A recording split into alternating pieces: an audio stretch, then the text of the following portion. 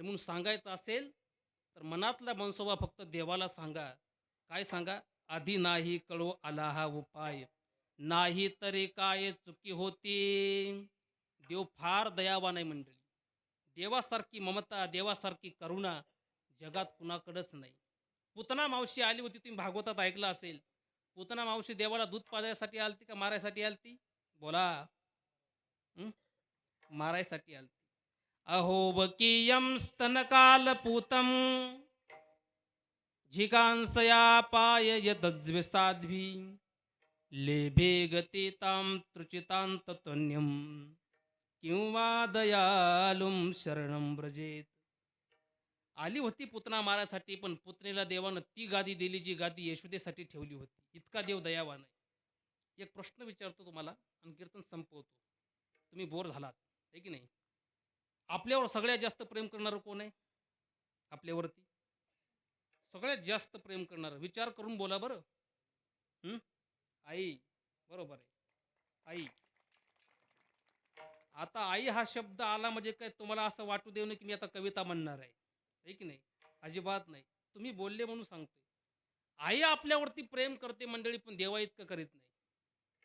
आपल्यावर प्रेम करणारं सगळ्यात मोठं व्यक्तिमत्व कोणतं असेल तर ती माय आहे. माय प्रेम करते, पण देवापेक्षा कमी करते, संतापेक्षा कमी करते. माय प्रेम करते, पण आपल्याच लेकरावरती करते. जावच्या लेकरावर करीत नाही. कळलं का? 2 लेकरं उन्हात खेळत असले, तर एखाद्याच्या आईनं जर पाहिलं तर ती आई म्हणते, "ए सोन्या लवकर ये, ये, ये, ये लवकर. लवकर ये, माझा जीव खालीवरी व्हायला लागला. पाय तुझे पोळालेत, पण आग माझी व्हायला लागली. ये लवकर सावलीत ये." अशी माय म्हणते. सावलीत आलेलं लेकरू माईला म्हणतं, "मम्मी, अगं तू मला सावलीत बोलवलं. पण आपला शेजारचा गोट्या?" ती म्हणजे "गोट्याचं काय होतं, पण तू सावलीत ये." म्हणजे शेजारचा गोट्या मेला तरी हरकत नाही. पण माझा सोन्या सावलीत आला पाहिजे, माईचं प्रेम आहे. चला माफी मागून बोलतो बरं का मंडळी. आता पुढचं बोलतो तुम्ही बोलले म्हणून. माय आपल्या लेकरावर प्रेम करते मंडळी, पण आपल्या लेकरावर सारखी करीत नाही. माझं इथं बोलणं तुम्ही थिअरी ऐका आणि घरी प्रॅक्टिकल करून पहा, रिझल्ट पक्का. माय आपल्या लेकरावरती जास्त प्रेम कुणावरती करते? मुलीवरती करते का मुलावरती करते? हं? अहो बोला ना. कोणावरती करते? माझं कीर्तन संपायच्या टायमाला रंगतं. हां? मुलीवरती करेक्ट. टाळी वाजवा यांच्यासाठी एकदा. तुम्ही म्हणाल, "महाराज मुलगा आहे माझा आणि मुलगी माझी." पण तसं नाही. पटवून देतो आपल्याला. म्हणून ती नारदाची गादी आहे, पटवून सांगण्याची गादी आहे. माय आपल्या मुलावर कमी प्रेम करते, मुलीवर जास्त करते. कसं करते माहीत आहे? नवीन-नवीन पोराचं लग्न झालं, नवीन-नवीन सून घरात आली आणि 25% जर पोरगं सुनेच्या ऐकण्यात गेलं 25%, तर सगळ्या गावाला म्हातारी सांगत फिरते. काय सांगते माहीत आहे? "अहो अण्णा, अहो दादा, अहो तुकाराम बाबा, तुम्हाला काही कळालं की नाही? काय झालं बाई सांग की?" "तो आमचा बैलबुद्या." काय म्हणती? "तो आमचा बैलबुद्या पक्का बायकोचा बैल झाला." 25% पोरगं सुनेच्या ऐकण्यात गेलं, तर म्हातारी सगळ्या गावाला सांगत फिरली. बायकोचा बैल झाला, बायकोचा बैल झाला, बायकोचा बैल झाला. पुन्हा तीच म्हातारी काय म्हणते माहीत आहे? "काय सांगू आत्याबाई, माझं पोरगं बायकोचं बैल झालं.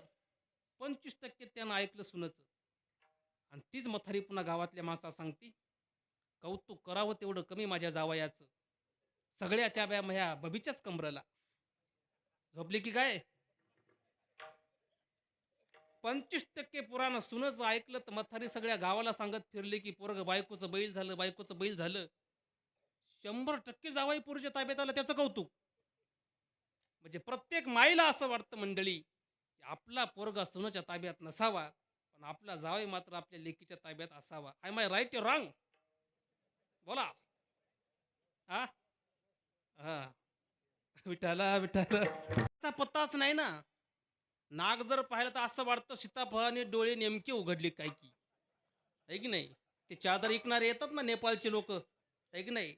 त्याच्याकडे जर पाहिलं तर असं वाटतं, कधी-कधी लिहून ठेवावं लागतं, की इथे नाक आहे. तुम्हाला दिसत नसेल तर. आणि म्हणून आपल्या गावाकडं 32 लक्षणं असतील. मुद्द्याकडे या. तुमच्या गावची बांधणूक चांगली असेल, तुमच्या गावचे सर्व 32 लक्षणं चांगली असतील आणि तुमच्या गावात जर भजन नसेल, नाक नावाचं भजन, तर ते 32 लक्षणं काही कामाचे नाहीत. भजन फार महत्त्वाचं आहे मंडळी. कोण्याही गावात असू द्या, मग ती लंकासुद्धा ठेवली नाही हनुमंतानं, तर आपलं गावाचं काय? आणि मग गाव टिकावं असं वाटत असेल, तर एक गोष्ट लक्षात ठेवा, की गावातलं भजन कधीच बंद पडता कामा नये. विठ्ठल, विठ्ठल. हो. पण भजनामध्ये सुद्धा किंमत त्यालाच आहे. कुणाला? भजन म्हणणाऱ्याला. नीट ऐका. भजनामध्ये किंमत कुणाला माहिती आहे? भजन म्हणणाऱ्याला नाही. 2 तास चांगलं रागोसारखं भजन म्हणतो, 2 तास चांगलं पोपट्यासारखं कीर्तन करतो. बाकीचे 22 तास नको ते करतो, त्याला अजिबात किंमत नाही. विज्ञान प्रगत कालखंडामध्ये, इन्फॉर्मेशन टेक्नॉलॉजी, माहिती तंत्रज्ञानाच्या युगामध्ये संप्रदायाची उन्नती फार झाली. आणि एका बाजूला विचार केला तर संप्रदाय आचाराच्या दृष्टीनं हा भ्रष्ट झाला. माफी मागून बोलतो बरं मंडळी. हो, नव्हे नव्हे आचारः परमो धर्मः. या काळातला सगळ्यात मोठा धर्म कोणता असेल तर तो आचार आहे. म्हणून आचार संपन्न जीवन जगावं असं प्रत्येकाला वाटतं. प्रत्येकाला वाटतं. माझा आचार भ्रष्ट व्हावा असं कोणाला तरी वाटतं का? बोला ना. अहो बोला ना. हं? सोपान महाराज लय हसायले तर. हं? कोणाची कॉपी नाही बरं सोपान महाराज. फुटके मागून पंगत घालायची सवय मला नाही. विठ्ठल, विठ्ठल. हो. हो, नाही तर दुसऱ्याच्या झेंड्यावर पंढरपूर करणारे खूप आहेत.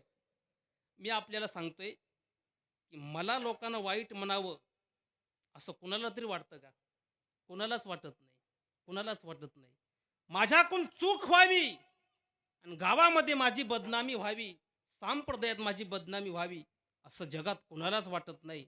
असं जरी वाटत नसलं तरी संप्रदायातले, व्यवहारातले, संसारातले लोक चुकायचं विसरत नाही. चुकतातच. एक नाही असं कुणाला वाटत नाही की माझं नाव खराब व्हावं. पण नाव खराब व्हायले ना दिवसेंदिवस. त्याचं कारण जर असेल, चुकावं असं कुणालाच वाटत नाही सज्जन हो. पण माणसं चुका का करतात? त्याची 4 कारणं आहेत. हे 4 कारणं मी आपल्याला सांगणार आहे, कीर्तन संपवणार आहे. पहिलं कारण काय असेल, तर लोक चुकायला लागले का? लोक चुका का करतात? चुकावं असं कोणालाच वाटत नाही. आहे की नाही? फारकत व्हावी असं कोणाला वाटतं का? कुणालाच वाटत नाही. पण कोर्टात काय फारकतीची कमी आहे का? कुणाचीच कमी नाही. त्याचं कारण असं आहे मंडळी, माणसं चुका का करतात त्याचे 4 कारणं आहेत. हे 4 कारणं मरेपर्यंत विसरू नका. आणि हे 4 कारणं तुम्ही ध्यानात ठेवले तर तुम्ही आयुष्यात कधीच चुकणार नाही. पहिलं कारण असं आहे, नीट ऐका. जुने माणसं म्हणतात, आमच्या काळात असं नव्हतं. हो, आमच्या काळात असं नव्हतं. आता दुनिया लय बिघडली. दुनिया बिघडली, पोरं बिघडले, पोरी बिघडल्या, सगळं जग बदललं. आमच्या काळात असं नव्हतं अशी जुने माणसं म्हणतात. माझी एक विनंती आहे, की पोरं बिघडायला, पोहरी बिघडायला, दुनिया बिघडायला केवळ मुलं, मुली, माणसं, दुनिया कारणीभूत नाही. या जगामध्ये सज्जन लोक सुद्धा का चुका करायला लागले, तर त्याचं कारण केवळ सज्जन माणसं नाहीत मंडळी. मी फार उंचीनं बोलतोय बरं. चूक व्हावी, भ्रष्टाचार करावा आणि आपल्याला ईडी लागावी असं कुणाला तरी वाटतं का? कुणालाच वाटत नाही. पण ईडी लागती, जेल होती, सजा होती. असं वाटत जरी असलं तरी लोक चुकतातच.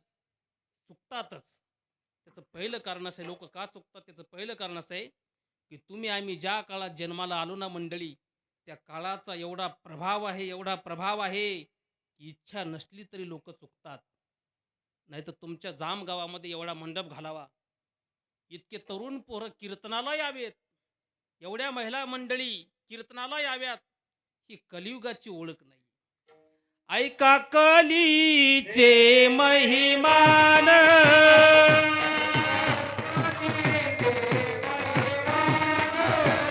असत्यासी जन.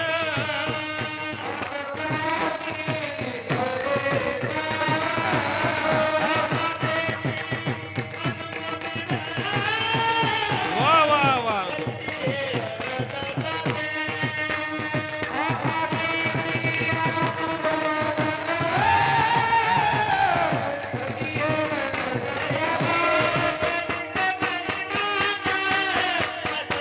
वा वा.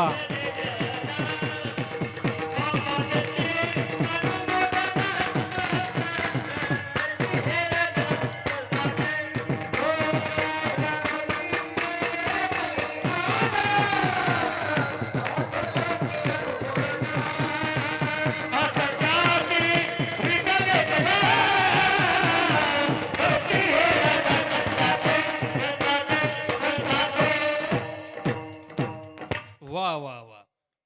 आमच्या रामकिशन महाराजाला असं वाटतं की त्यांच्या काय कंठामध्ये कोकळ्या जाऊन बसली की काय. ते फोनवर खोकलले तरी स्वरात ऐकू येतं बरं. एवढी त्यांची खासियत आहे. मंडळी, लोक बिघडायला कारणीभूत काळ आहे. अजून लोक काहीच बिघडले नाही. अजून लय बिघडणार आहेत. जे जिवंत राहतील ते पाहतील दुनिया किती बिघडणार आहे ते. या कलियुगाचं वर्णन करत असताना भागवतात वर्णन केलेलं आहे. सत्यम नास्ति तपशोचम दयादानम न विद्यते उदंभरिनो जीवा वराह काकोट भाषिण. सत्य राहिलं नाही, तप राहिलं नाही, दान राहिलं नाही, मग सगळे जगातले लोक फक्त पोटाच्या पाठीमाग लागले.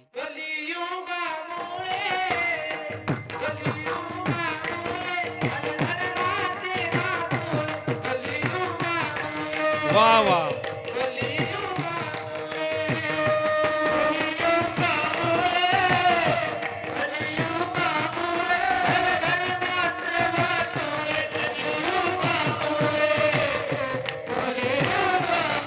वा.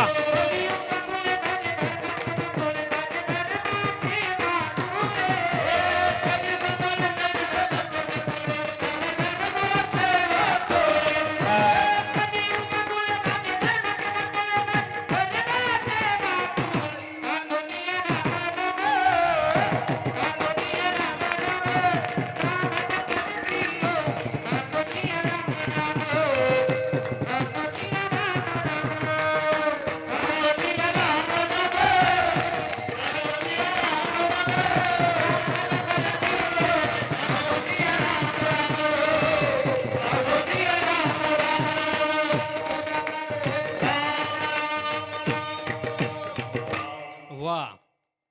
कलियुगामध्ये फक्त लोक पोटाच्या पाठीमाग लागली मंडळी.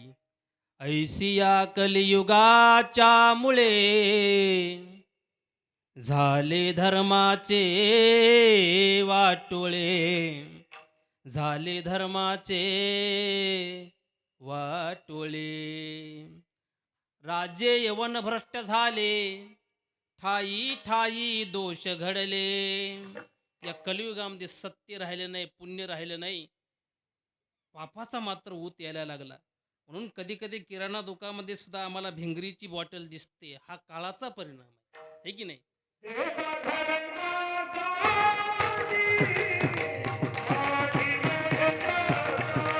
वा वा.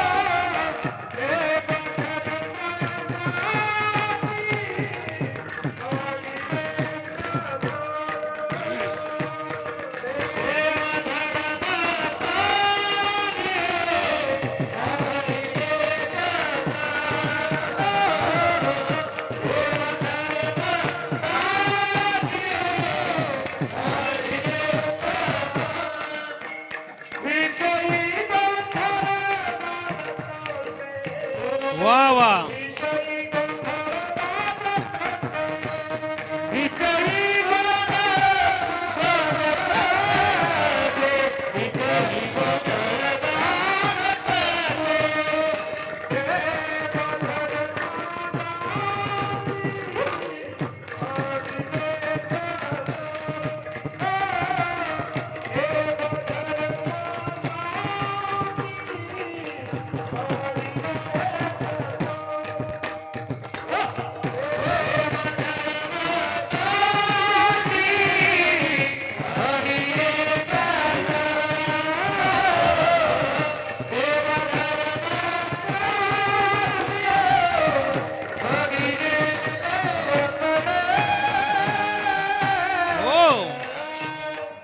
माणसं चुकतात पहिलं कारण काळाचा प्रभाव.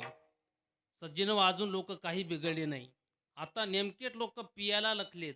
काला नेमकेच पियाला लकलेत. अजून लय बिघडणार आहे. किती बिघडणार आहे सांगू तुम्हाला. मी काही पदरचं बोलत नाही, तुकोबर आहे म्हटले. या पृथ्वीमध्ये नेमकं काय काय होणार आहे कलियुगाचा प्रभाव. पृथ्वीमध्ये एक अद्भुत होईल. काय होणार माहिती येणार आहे काळात. दोघा बहीण भावाचा विवाह लागेल कलियुगात. 5 वर्षाची कन्या भ्रतार मागेल. 5 वर्षाची पोरगी नवरदेव मागेल. 6 वर्षाची कन्या गर्भीन राहील. 6 वर्षाची कन्या गर्भीन राहील. पुढचा ऐका. ऐका या कलियुगाची थोरी. ऐका या कलियुगाची थोरी. ऐकायली की नाही? मान हलवा एकदा. पहिला मंडळी झुंबर घातल्यावर कशी मान हलवता. ऐका या कलियुगाची थोरी. पुत्र तो होईल पित्याचा वैरी. भ्रतार सोडून घरोघरी फिरतील नारी. अजून लोक काही बिघडले नाही, इतके लोक बिघडणार आहेत. आणि म्हणून तुम्हाला विनंती आहे की सप्त्यामध्ये कमीत कमीत 20 का लेकरांना होईना दरवर्षी माळ घातली पाहिजे. दरवर्षी.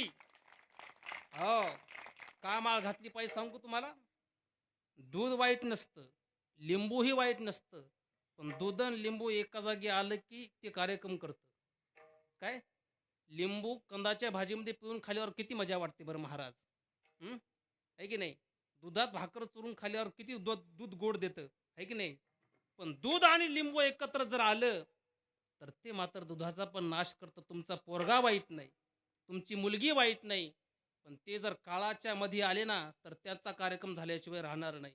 ऐका या कलियुगाची थोरी. पुत्र तो होईल पित्याचा वैरी. भ्रतार सोडून घरोघरी फिरतील नारी. काळाचा प्रभाव. नंबर 2, माणसं का चुका करतात त्याचं दुसरं कारण असं आहे, कधी कधी माणसं प्रारब्धामुळे चुका करतात. लोक म्हणतात का हो एवढा चांगला माणूस होता आमच्या गावात, पण नेमका कसा चुकला तेच कळलं नाही. त्याचं कारण असं आहे मंडळी, जे जे लिहिले प्रारब्धी ते ते कर्मना चुके कधी. होणारा सारखी बुद्धी कर्म रेषा प्रगटे. प्रत्येक माणसाला वाटतं की मला पत्नी चांगली मिळावी, प्रत्येक मुलीला असं वाटतं की मला पती चांगला मिळावा. पण इमानदारीने आत्मचिंतन करून थोडं ध्यान करून विचार करा की तुम्हाला तुमच्या मनासारखा जोडीदार मिळाला का. त्याचं कारण असते मंडळी, जे जे लिहिले प्रारब्धी ते ते कर्मना चुके कधी. स्वप्नात तरी विचार केला असेल का जनकानं की जी अयोध्येची राणी होणारी सीता ती रामप्रभूच्या पावलावरती पाऊल टाकून वनात जाईल. स्वप्नात तरी विचार केला असेल का. पण ते तिच्या प्रारब्धात होतं मंडळी.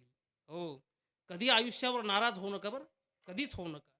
हो, माझ्यासोबत असं का केलं देवानं, असं जर एखादा माणूस जर विचार करत असेल तर ते चुकीचं आहे. तुमच्या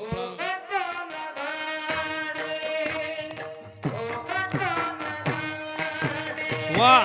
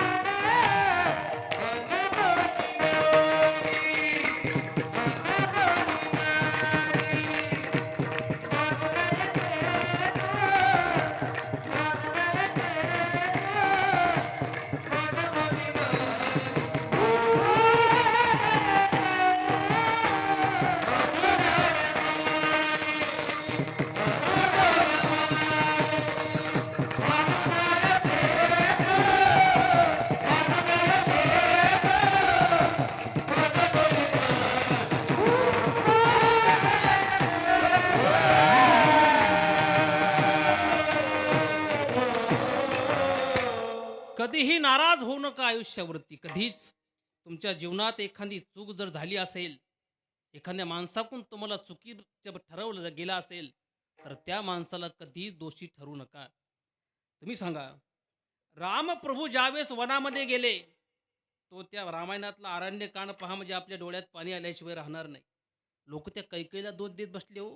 पारावरचे वकील, वट्यावरचे वकील, लिंबाखालचे वकील. कैकेयीचं नाव कधी ठेवू नये म्हणे. वाचा कधीतरी कैकेयी, त्यागमूर्ती कैकेयी, त्यागमूर्ती कुंती. आपल्याला कळेल काय जीवन होतं कैकेयीचं. रामप्रभू वनात गेले आणि वनात गेल्याबरोबर भरतानं रामप्रभूच्या पायावरती नतमस्तक झाला भरत आणि भरत रामप्रभूची माफी मागायला लागला. देवा, कैकेयीनं असं करायला पाहिजे नव्हतं. हो, कदाचित कैकेयीनं वर मागितला नसता तर तुम्हाला वनाला यायची गरज पडली नसती. कैकेयी दोषी आहे. रामप्रभूंनी उपदेश केला भरताला, तो संचिताचा केला. बरं, रामप्रभू काय म्हटले माहीत आहे? ए भरता, इकडं लक्ष द्या. ए भरता, मी वनाला यावं आणि तेही नग्न पायाने यावं.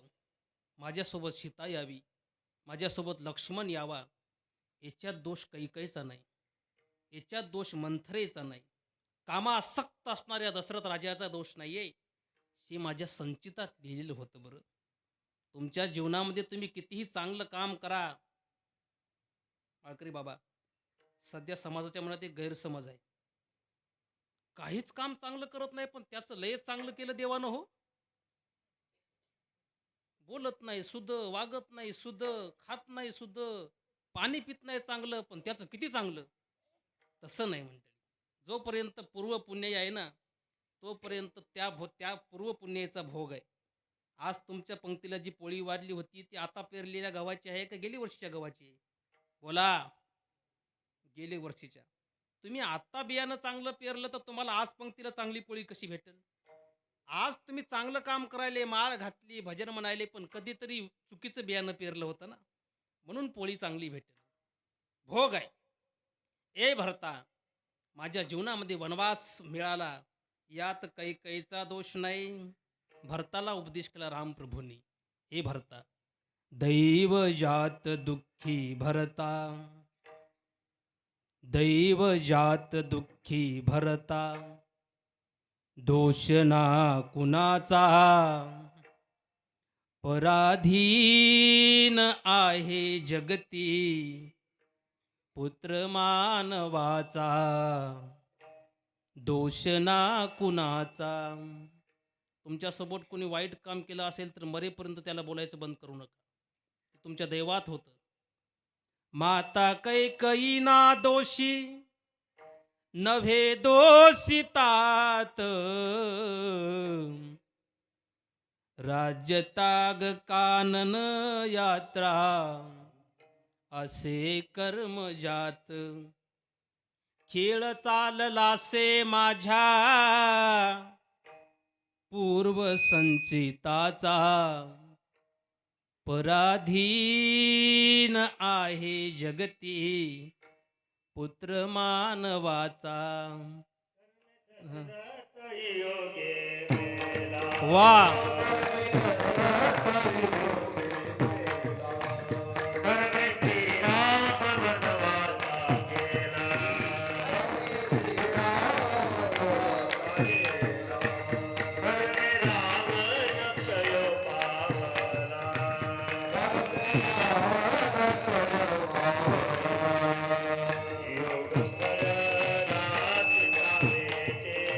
वा,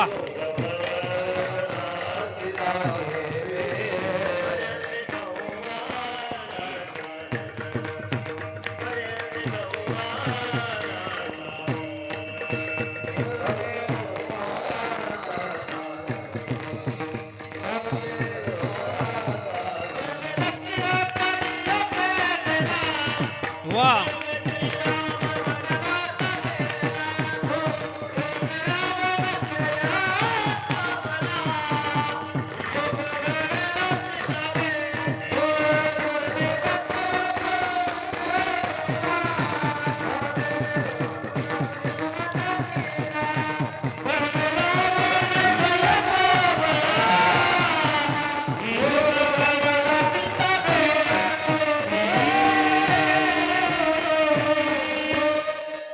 माणसं चुका करतात त्याच्या प्रारब्धामुळं.